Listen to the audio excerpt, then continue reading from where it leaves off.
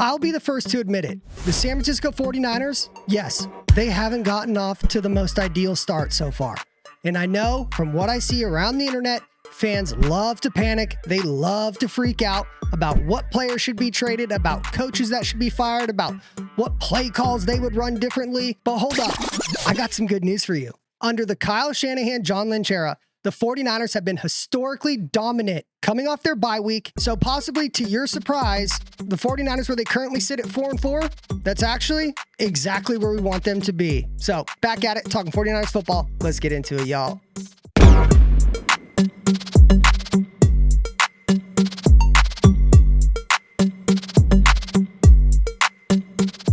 Yo, what's going on, everybody? It's your boy, Ryan Tigey, back in action. As I mentioned from the jump, the 49ers currently sit at 4-4, coming off their Week 9 bye, looking ahead to play the Tampa Bay Buccaneers, the Baker Mayfield Buccaneers. And when you take a look around the division, specifically the NFC West, they are obviously currently in third place, meaning the NFC West division, it is still wide open for the 49ers to take, which I wholeheartedly believe they will do.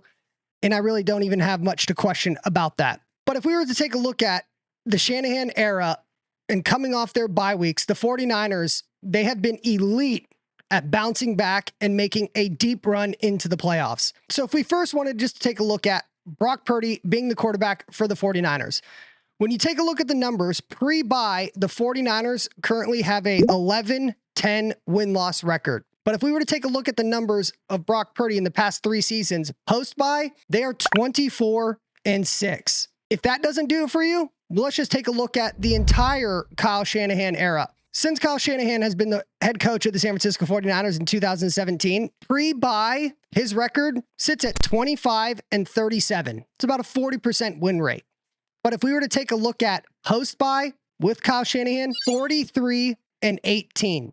That's a 70% win record post-bye when the 49ers start to hit stride and start to becoming the team that we all know them to be. So I'm sure some of you may be asking, why does this happen, or what can we make of it? Well, there's 3 factors I think that go into why the 49ers have such a stronger second half of the season than they do in the first half.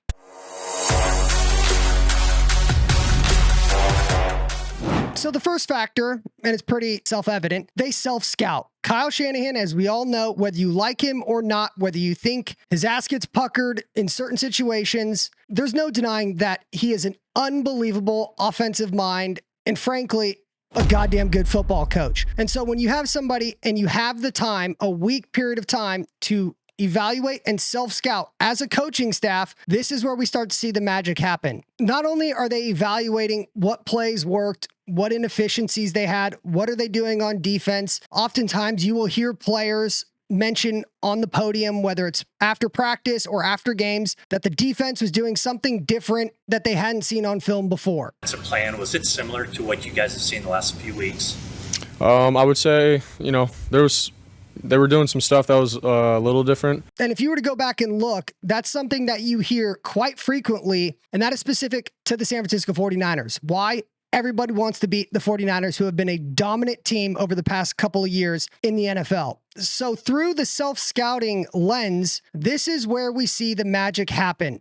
This is where Kyle Shanahan will introduce new schemes, new plays, something we've never seen before. And one of the most obvious ones was Deebo Samuel getting the wide back title. Whether Deebo Samuel is lining up in the running back position, whether he's lining up as the X receiver, the Y receiver, those fly sweeps that he's taken for tutties, this is where the magic happens, where Kyle Shanahan has time to process. This is what the tendencies of the defense have been doing when we do this, so I'm going to counter it with this. This is something Kyle is elite at.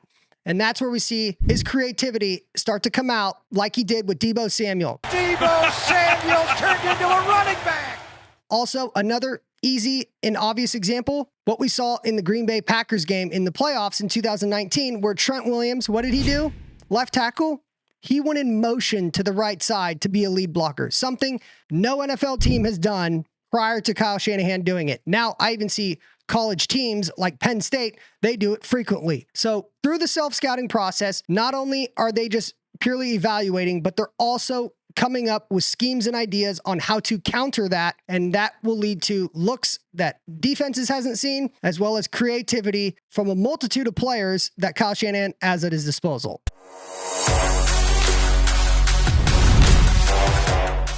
The second factor, new defensive coordinator adjustments. As we all know, this is their third defensive coordinator the 49ers have had in the past 3 years. And with this, Nick Sorensen, he's a first-time defensive coordinator. And when you just take a look at the stats and numbers that we're seeing behind the defense, it is clear as day. The defensive woes have continued to hurt this 49ers team all throughout the first half of the season. And when you just take a look at points allowed that the 49ers defense is giving up, they're at the highest they've been at some time. They give up an average of 22.8 points per game. Last year, just as a reference, they were only giving up 17.5 points per game. So you can see there is a massive discrepancy of points allowed that the defense is doing. Yes, some of that is players that the 49ers have lost or that they have injured, but a lot of it is Nick Sorensen being able to call the right play at the right time.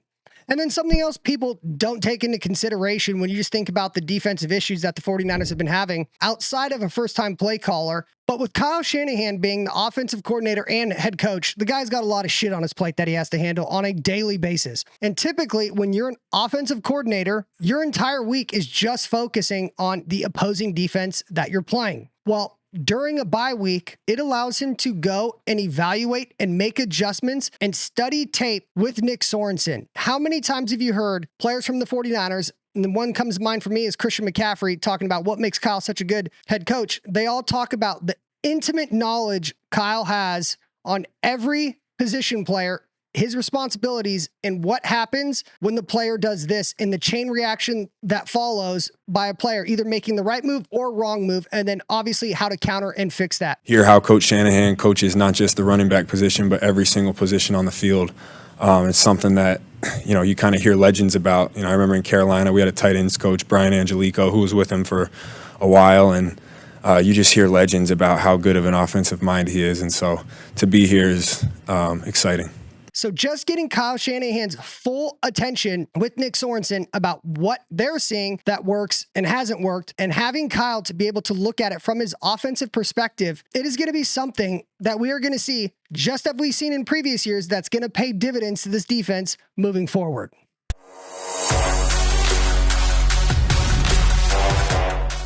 And then the third and most impactful factor, players are coming back. Reinforcements are on the way. And I got two names for you: Christian McCaffrey, Dre Greenlaw. It's easy to have recency bias and not have an ability to remind yourself of how important two players are when you haven't seen them play. Obviously, Christian McCaffrey and Dre Greenlaw, they have not played a snap this season. But the good news is Christian McCaffrey is coming back this week. Against Tampa Bay, the Great White Hope himself is going to be back. Dre Greenlaw, a.k.a. The Law, a.k.a. Big Play Dre, he is going to be back shortly thereafter. There's already been reports that Dre Greenlaw starting to run on the sideline, coming back from his horrible Achilles injury in the Super Bowl. And when you think about Dre Greenlaw, the defensive tone setter, that guy is a fucking stick of dynamite out on the field with the physicality he plays with, let alone he's just a flat out really good player. When he comes back, the 49ers defense, they'll be back to the best linebacker duo in the entire NFL. That's going to be a massive boost. And then when you take a look at Christian McCaffrey, so one thing I really wanted to kind of figure out, because when you look at the numbers, rush yards per game, rush yards per carry, points per game, literally almost any offensive stat, the 49ers this year without Christian McCaffrey, they've been just as good, if not some of the numbers give the slight edge to this year's team. So it's like, what is it about Christian McCaffrey that makes him such a unique and an offensive MVP player when the numbers kind of say otherwise? Well, there's two things I was kind of able to decipher and pick out when I was watching film on the 49ers and looking at the stats. One thing the 49ers have struggled with, we saw the trend start happening last year specifically, definitely came out in the Super Bowl, and then as well as the beginning of this year. The 49ers defenses have identified clearly one way that they feel they can beat the 49ers, whether they do or not is irrelevant, but definitely what the 49ers see, man coverage. Man coverage has been something we have seen opposing defenses come in and do more and more and more. But what happens when you have Christian McCaffrey back on the field? Well, if you just take a look at the stats as well as the film, the 49ers, they face less man coverage. Why? When you have Christian McCaffrey in the game, whether he's in the backfield or not, wherever he's lined up at, who's going to typically follow a running back? It's a linebacker. You know who wins that matchup 100% of the time? Christian McCaffrey. Defenses, it is a liability for defenses for a play caller to say man coverage when you have a linebacker lining up on Christian McCaffrey. It's not going to work out, as we saw time and time again last year. Christian McCaffrey is not guardable, let alone by a nickel corner, but definitely not a linebacker. It's a mismatch that the 49ers will expose the second he's back into the game and the second defensive coordinators try lining up mano-a-mano. And then the second factor I've identified with Christian McCaffrey is red zone rushing touchdowns. So far, through 8 games this season, the 49ers have 9 rushing touchdowns. They have 17 total touchdowns in the red zone. 9 of those came from running the ball into the end zone. With Christian McCaffrey last year, not only did they have more touchdowns in general in the red zone with 21, but they had 13 rushing touchdowns in the red zone through 8 games last season. Christian McCaffrey accounted for 11 for those. Now, why does that matter? Well, if you have success running the football in the red zone, which the 49ers, they've struggled with this year, regardless of which running back is on the field, when you start having success, specifically getting touchdowns off red zone rushes, what does the defense do? They have to account for that. So they stack the box, they put another defender on the line of scrimmage. And so what does that do? That opens up the passing game. If you have to account for the threat of a rushing touchdown with Christian McCaffrey, you have to. That opens receivers to get more one-on-one coverage without safety help because the field itself is already more condensed because you're working with shorter yardage. That's going to open up guys like George Kittle, guys like Ricky Pearsall, guys like Debo, guys like Juwan Jennings. It will allow the 49ers to open up the passing lanes, specifically in the red zone, through the threat of red zone rushing touchdowns, let alone just getting a touchdown, which we all know the 49ers have struggled in the red zone, just getting touchdowns. Well, with Christian McCaffrey's back there, he scores. So get ready for the 49ers to go to, once again, new heights and open up this offense and put points on the board, courtesy of CMC.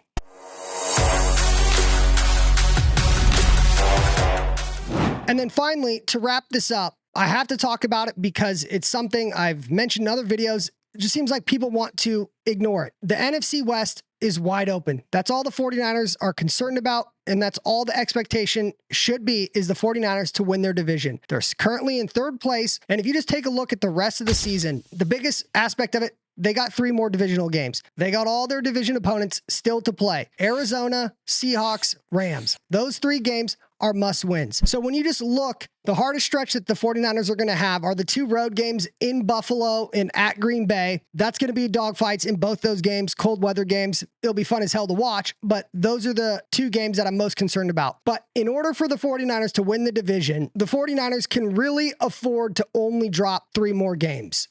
I think if the 49ers, if they have a max of 3 more games that they can lose, they're going to be sitting comfortable with the NFC West on lock with a home playoff game. So just had to jump on here and give my 2 cents, my 2 thoughts. The boys, they are elite in the second half of the season. So I know it wasn't always pretty and wasn't always as dominant of victories as obviously the 49ers would wish. And as fans, I sure shit wish they would just have more decisive wins. But the good news is, history gives us the picture. The 49ers under Shanahan, under John Lynch, this is when the team bows up and gets that dog mentality. And I promise you, no team that they're facing wants to face the 49ers. They are still that team. They still have those players. So I cannot wait to watch the remaining of the season because the 49ers, they're about to get rolling. So, all right, y'all, I'll be back as Tampa Bay coming up. Long travel for the 49ers. Baker Mayfield missed another day of practice, which is interesting, but he said he'll be ready to go for game time.